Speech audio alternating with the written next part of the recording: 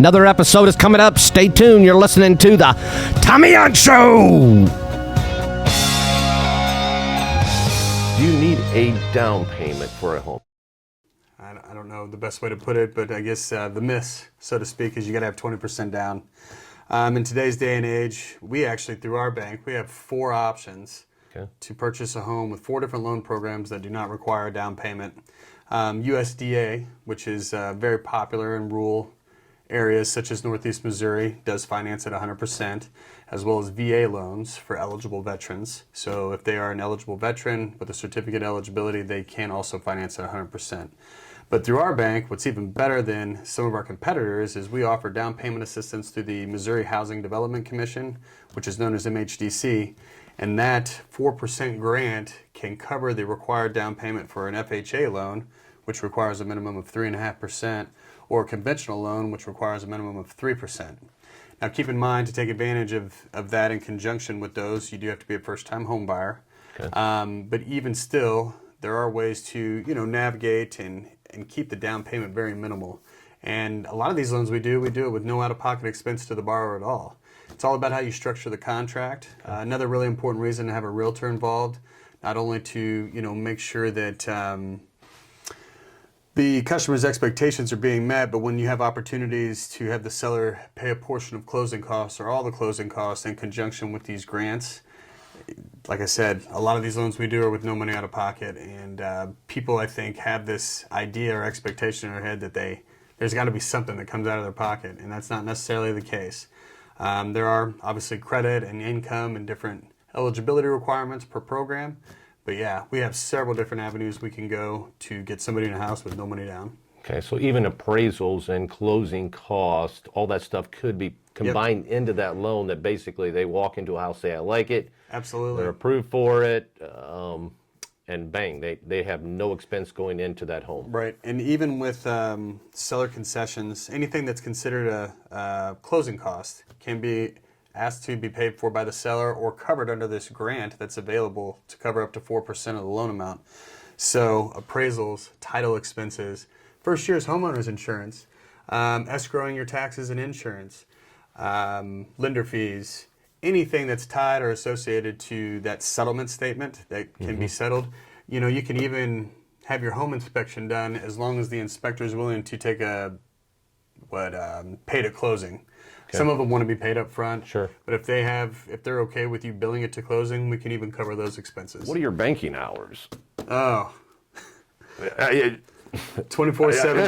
365. No, so, with regards to a bank, everybody thinks of, this is another, outside of the down payment thing. Myth? Banking hours? Another myth. We, you got to come into our office from 8 to 5, Monday through Friday. We do not operate on banking hours. I operate on a phone. Our office phones will transfer to our cell phones, and in most cases, I just give out my cell phone when we're doing the application. People are constantly calling, texting, emailing with questions. This business, as competitive as it is right now, it is. You better be ready to write that offer. If you're a realtor or a client sitting on a Saturday afternoon wanting to write an offer on a house and you can't get a hold of your lender, by Monday morning, there's a good chance that house is going to be gone. Yeah. And we have adapted within our business model the ability to be available just like that. I typically get up early, and about 8:30, I shut it off. I put my sleeper on. I'm like, I got to get some sleep. Sure. And then in the morning, emails, text, and it's just, but once again, we're just operating in real time. I've had clients get pre-approved, contract written in my hand by Saturday. So Saturday, I pre-approved them at 9 a.m. and by noon on Saturday, I had a contract in my hand.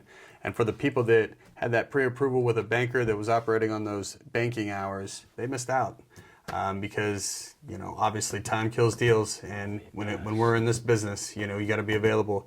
With regards to myself, with regards to Jenna, even Stephanie, who works out of our office in a processing capacity, we're always there, ready to answer the phone. And it's made a huge difference, I think, in our confidence that we've gained out of the market from clients as well as realtors. But I enjoy it. Sometimes it's hard to put it down, and sometimes you need to put it down. Absolutely. But at the very least, give some expectations that, hey, while I may not get to you right now, I will get to you in a couple hours as soon as I'm get off this baseball field with these kids, or whatever the case may be. But we want to make sure that we're responding as quickly as possible. You go out. It's an exciting process, but at the same time, it can be a very stressful process. Yep. And I always feel, and even Jenna has told, it's so hard for us sometimes to put ourselves in their shoes because we do it every single day over and over again. But we have to appreciate the fact that somewhere between stress and excitement exists this person that is just hoping that everything goes really smooth. And once again, step one is letting us know exactly what you're buying so that we can make sure that you walk in with very good expectations to have that home delivered and finished. So, and I think it helps on the buying side too. Once you're pre-approved, I mean, if you're a seller that's accepting offers and someone's pre-approved, it's a good thing.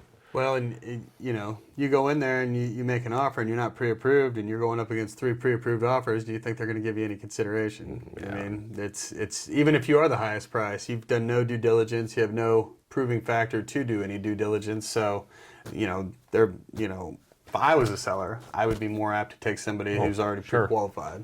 Yes, it'd be common sense. And how long? So I come into you and get pre-approved for a house for $150,000. And I decide I'm not going to buy for 6 months. And then I go out in 6 months and I go to buy that. Does that pre-approval still work for that time, or is there a time frame that people need to come in and update, even if nothing changes, right? I mean, obviously if something changes, that needs to be updated. But in the same token, if nothing changes, do they still need to come in and have an updated? So with regards to credit, it's 120 days. 120 days. If I don't, from the day I pull, if I don't close the loan in 120 days, I'm going to have to re-pull. So that's the time frame that you have. Other things, I'm always going to call and say, hey, you still working the same job? Obviously bank account balances can change. I would always encourage you to, even if it was 30, 60 days, I would touch base and say, hey, sometimes I get people that write contracts. I'm like, oh, where'd that come from? I haven't talked to that guy in 4 or 5 weeks. And, in most cases it's fine. But every now and again it's like, well, you had 10 grand in the bank last time I talked to you. Well, now it's 2. Well, that affects things, because some of these approvals that matters how much you have in reserves. They want to see so many payments and reserves in the bank. And those types of things can unfortunately cause grief. But I just, man, if we're shopping for homes, come back, talk to me. Every house, like I said, taxes in it. Let's make sure you know it to the T what you're going to have coming in and what you're going to have to deal with, because just to assume makes out of you and me. Yeah. We've all heard that one. Yes. Well, there's nothing truer than going out and writing a contract without checking it and saying, hey.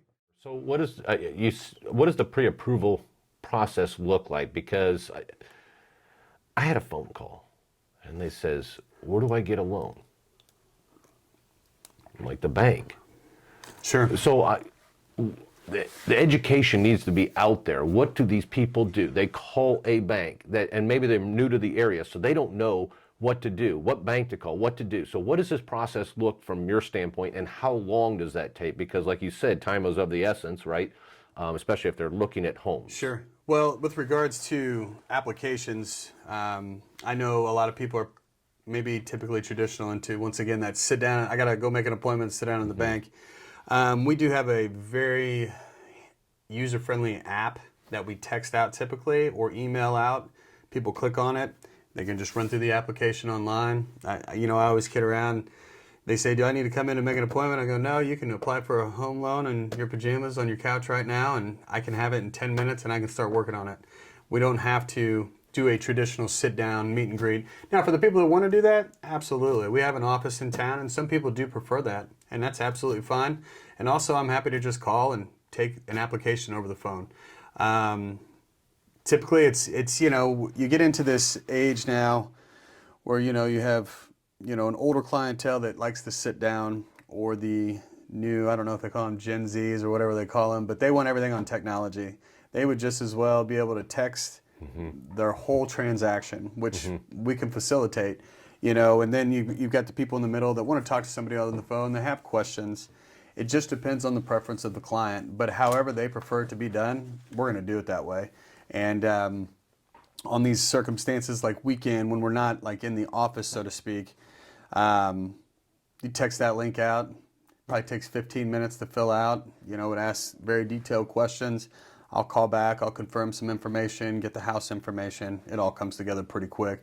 Applying for a loan isn't a 48-hour process. Okay. It takes about 30 minutes. It takes 30 minutes. Yeah. Now, if there's extenuating circumstances that I need to, because the other part of it is you want to be accurate. We pride ourselves on having a very, very minimal fallout rate.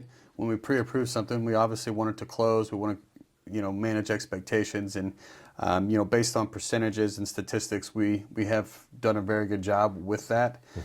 So if there is something that I'm like, I don't know everything, and if I got to go up the ladder and get an answer from somebody, sometimes I'm at the mercy of whoever that person is, whether it's USDA, whether it's my underwriter, whoever the case may be. We're going to make sure that we're accurate first and foremost, and then we're going to deliver that information as quickly as possible. But if it's a pretty cut and dry deal, 30 minutes. Okay. You can have an answer. What's the advantages of getting pre-approved before you look for a home, or should they? I mean, as a banker, do you recommend them go find a house and then? Oh no. then they're like, hey, I want a loan for this house, and you're like, okay. In most cases, realtors are going to make a recommendation that they get pre-approved. Beyond just knowing that you can qualify for the home, your idea of payment, you might go online and see a thing that says at this rate, principal and interest is XXX. Well, you're not accounting for taxes and insurance in that payment. Sure. Any applicable mortgage insurance if you have less than a 20% down payment, loan program requirements. And there is so much more that, to make an assumption, to walk into what for some people, this is the biggest purchase they're going to make in their absolutely. lives. Yes. And we want to make sure that you have very good disclosure. I'll tell you what, we were just talking about cars. I wouldn't want to go into a car transaction without knowing what I need out of pocket and what the monthly payment is. I couldn't imagine that anybody would want to do the same thing looking at houses. And there's nothing more deflating than obviously finding that house you really want and then finding out that it was way out of your price range. It's very deflating. But when you go in and you're prepared and you have that letter in hand, I mean, you have peace of mind, you have comfort. I'll tell you what your maximum is, and then, on the fly, you say, hey, I found this house. Well, taxes and insurance vary per property, so we're going to go in, we're going to dial in those details, make sure that, hey, worst case, you're going to have this out of pocket. This is your monthly payment with taxes and insurance. Fire at will. I'll get you done in 30 days if the sellers are, agreeable with that. Okay. So on the taxes too, that's an interesting topic. Do you base them on what the previous owner is paying, or do you go off of general homes in that area? So for most of the tax bills, it is public record through the county. Sure. A lot of times there's some really good simulators on Zillow, Realtor.com that'll get you close. If I'm working with a realtor, I'll just ask them point blank what the tax bill is as part of their intake process with that seller. They do provide that information. Sure. And I will tell you, taxes are an animal, because while we were very fortunate in Northeast Missouri to have inexpensive taxes, and I tell you what, it's a blessing. Let's hope, it doesn't go away too soon. You take that same priced house, across the bridge in Illinois, taxes could be 2-3 times more. Absolutely. So you're going out, you're shopping, you have this payment expectation, and then you wanted to go look at something in Quincy, and it's completely different. See what you're saying. So location is important when you're choosing it, and letting you know as a banker, hey, this is what you can afford to spend, and based on that, yep. If you go outside of this area, it could change because of taxes. Yes, and it's about being prepared. So for someone to do a ballpark figure of what they can afford home-wise, what is the percentage of debt-to-income ratio? What does that ratio look like? Or is it based on score only? It's not based on score. It's the factors that go into this, and we talk about the 4 C's. When somebody comes in to apply for a loan, this is what the bank wants to know. Number 1, credit. Number 2, collateral. Number 3, capacity. And number 4, cash. Even though cash is a bad word, we don't like cash in a mortgage transaction, but how much money you got in the bank. And once you have those, first thing we're going to do is we're going to make a recommendation on loan program. Some loan programs have income limits, some don't. Some have down payment requirements, some don't. Debt to income ratios also span across the board. Okay. USDA has the lowest debt to income ratio eligibility, as to where FHA and VA have the highest. There is, if you and I are both VA eligible, you could qualify for a higher DTI than I could just based on credit, how much money you got in the bank for reserves, and your debt ratio. All those things could apply. So just because it's the same loan program and we have the same credit score, there could still be reasons why things vary those programs. And you really can't put it all in one box. It just, you have to run the findings with Fannie, Freddie, and with Gus that does USDA loans. And then you can determine really quickly exactly where you stand. It's there's just not a real black and white answer to that, and that's why obviously getting a lender involved and not making those kind of assumptions will save you some headache. And I think some people have. They're like, oh, we make enough money, but like you said, it's not always. Or even with VA, just because you're eligible, well, you got to make sure you're eligible for enough dollar amount to purchase this particular home. I'd seen instances in the past where they were only eligible for $175,000. They wanted to buy a $200,000 house. Well, VA said they're only going to give you $175,000. So if you want this, we have to go to a different loan program. So, there's so many things that, and as I get into this business, as much as we try, nobody's perfect, and as much as we try to do all our due diligence, there's always something new that comes up. This year, for the first time, I've been doing finance for 20 years. For the first time in my life, I've probably had somewhere between 5 and 10 clients that hadn't filed their taxes. And had a couple clients that hadn't filed their taxes for 2 or 3 years. And before this year, I had never seen that happen. And so that, completely kills the loan process for us, because the IRS we have to have transcripts showing filed, paid, and cleared. And all of a sudden now I was joking in my office. I said, I've got to ask people if they filed and paid their taxes. And, 95% of them go, well, duh. And I go, well, duh, you'd be surprised. You would be surprised. And, and it's just like, here's another question. And it's just, man, you do everything you can to do it right. And sometimes you still there's things that come up. And that's why, really, if we need to go as far as to verify people's income up front now and do employment verifications and examine those tax returns on self-employed, I don't want to take anything to chance. And yet we still, now homeowners insurance is starting to go up. So we need to factor in a little higher for our bids, because, we had a lot of hailstorms in our area, and a lot of the providers have, increased their premiums as a result. But, it's, as we navigate through this, there's no black and white to any of it. There's so many moving parts, and just making sure that we're doing everything we can up front. Do you encourage everybody, regardless, to come in, even whatever this looks like, come in, even if you don't know if your score is right? Is there stuff that you have tools for them that you can say, hey, your credit score isn't where it needs to be. What can we do to... So with regards to our loan programs, we do a minimum credit score of 580. And when I say minimum credit score, we're going to pull all 3 major bureaus, TransUnion, Equifax, and Experian, and we're going to use the middle score of the 3 to determine eligibility and pricing. It's a pretty standard bank practice with all lenders that are, conforming to Fannie Mae's guidelines, Freddie, Gus, things like that. We can go down to a 580, and I do have instances and circumstances where, let's say somebody's under that cusp, or 640 is the minimum for down payment assistance. It could be something as simple as somebody has a $300 Capital One credit card, and their balance is 280. And they pay that off, and their credit score jumps 60 points. Okay. We have simulators through our credit reporting company that we use to pull credit, and we can create scenarios where if I paid this off, what's the score do? And 99% of the time, those simulations are accurate. And it's put together deals. We also have the ability to rescore people fast in-house. There's tools, and if nothing else, if all else fails, I can at least get you started on the road. I can say, hey, here's are the negative things that are reporting on your credit that you need to resolve.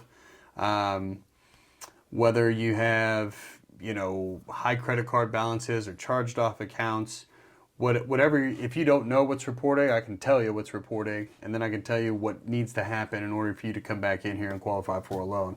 So at the very least, I'll do my best to send out with information to get you pointed in the right direction. Maybe it's not for 12 months. Some of our loan programs require that you have no late payments for the last 12 months. And I can say, hey, your last late payment was, 2 months ago. So call me in 10 months. assuming everything's paid on time, we should be able to help you. So once I'm able to examine that information, I can get people pointed in the right direction if, they're not exactly sure where they're going. It's free to apply. We don't charge money to come in for an application. And if I can't make you a client today, I'd sure like to make you one down the road. So any information I can give you is, also going to benefit us in terms of trying to help you get that home down the road and us being able to assist you at that point in time. Okay, so that simulator, right? You said that's online on your website they can go to? Or That's is that something that we utilize in-house. Okay, so Yep. they could just call you, Yep. email you, whatever that looks.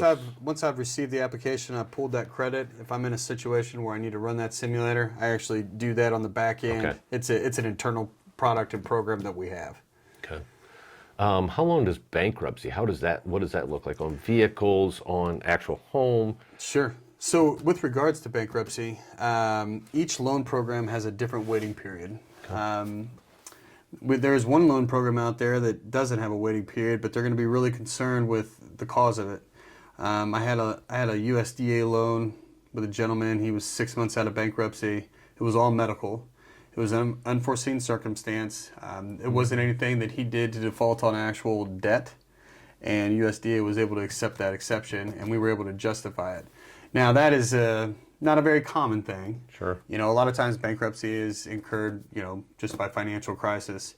Losing a job wouldn't necessarily get you there, but, obviously getting in a significant car accident, going through a bad health concern such as a cancer or something that was completely medical in nature, that can be excused in some cases, and you can still have the opportunity to finance. It's with regards to bankruptcy, we go off the discharge, and also, there's different types of bankruptcy. Chapter 7 is where waiting periods really come into play. Okay. With Chapter 13, if you're currently in a Chapter 13 and you can prove that you've made all your payments on time, you can still finance, even though that BK is still going on. There is a loan program out there where that is still possible, because at that point it's a structured debt, and as long as you're making those payments on time, that's how they perceive it now. Sure. So it just, once again, kind of depends on the circumstance, but we have, I always say, I want the loan, so you bring me a deal, I'm going to go to bat for you any way I can. And the things that we've been able to pull off, I'm really proud of. A lot of times it's people that are in deserving circumstances. They went through a tough route. We've all been there. We've all gone through it. And I would never just say, I'm always going to ask. I always say it never hurts to ask. No. Let's ask them. No, absolutely. And see. And if they say no, you know what? We're right back where we started. But if they say yes, let's scratch this rent and let's just keep going. So we really thrive on creative financing, and if you qualify, we're going to write the loan. Let's talk about the no-nos, or don't you dare, or do. What are some paper? No. What are some of these when you're applying for a loan and you're looking to buy a home? You're probably right. There's too many of them. But what are some things to keep in mind that when they go to purchase that home, they're like, no, we're pre-approved, and they go to put their thing, and then they come back to you and say, we bought this house, and you say, let me see your, we got a problem here. So during the loan process, we are very adamant about people, not getting their credit pulled, not taking out any new debt. If somebody goes out during the loan process and they buy a new car, let's say they even trade a car, and the new car payment's a little bit higher, that could throw off a debt-to-income ratio, a payment-to-income ratio on a loan program. In addition to that, it could impact, obviously not just expectations, but, with regards to inquiries. Anytime somebody pulls credit during the loan process, the last thing we do is refresh. And this is a pretty common banking practice to make sure no new debt was taken out and that all bills have been paid on time. So during the loan process, you make sure all your monthly bills that are reported to credit are paid on time, or all your bills in general should be paid on time. And then you're not taking out any new debt. And you're not getting your credit pulled because, let's say you went online and applied for 3 credit cards, and you didn't get one. Well, now I need you to go back and validate that you didn't get a debt from any of these lenders, and Everybody wants it simple, but when we get into layers and layers of having document requests that people get frustrated about, it's because of things like that occurring. Changing jobs, not oh, I got a new job but I'm making more money. Well, that's great. Have you started it yet? Do you have any contingencies like background checks or drug tests or anything that is a contingency for you starting employment? When are you getting your first paycheck stub? Oh, it's before closing. Well, in this loan program, that could cause a problem. Changing jobs, not to say it can't be done, but it's very much frowned upon. I don't. It's never fun because once again it creates another massive document request, and it could do things. It couldn't only just kill the deal, but if it doesn't, it could delay it from closing until we are able to get that first paycheck stub, or you start work without contingency or any kind. You have started that employment. So that's another bad one that we run into from time to time. How long do you got to work at a job?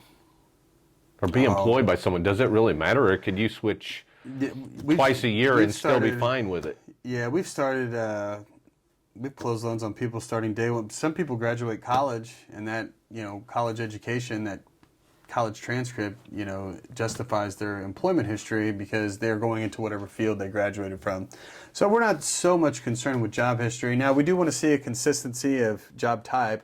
So if you were a truck driver here and you quit, and you're a truck driver here, that's fine. But if you were a cashier at Walmart and then you became a truck driver, that could pose an issue.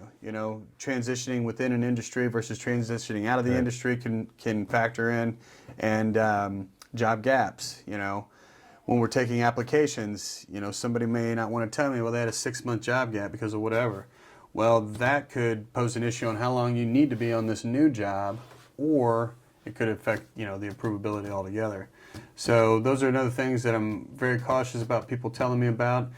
And I'll tell you this, you want to buy a house, you be super duper honest with that loan officer, whether it's me or somebody else, because I promise you they're going to find out.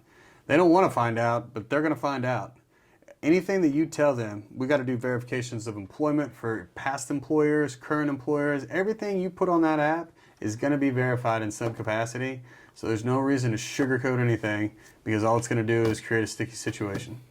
So always be upfront and transparent as possible, because that is your one friend, that and the realtor, but never, because they're going to find out.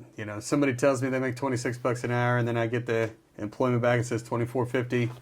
That $1.50 an hour times 40 hours times 52 weeks. I mean, that could change your DTI 5%, and now you don't qualify. But in relation to what I'm hearing and seeing right now, I know that rent's been going up. Rent's been going up. And, I mean... It's worth a shot, though. I mean, people need to reach out and at least see where they're at and not think, you know what, I'm screwed. I can't get this loan for this reason. No.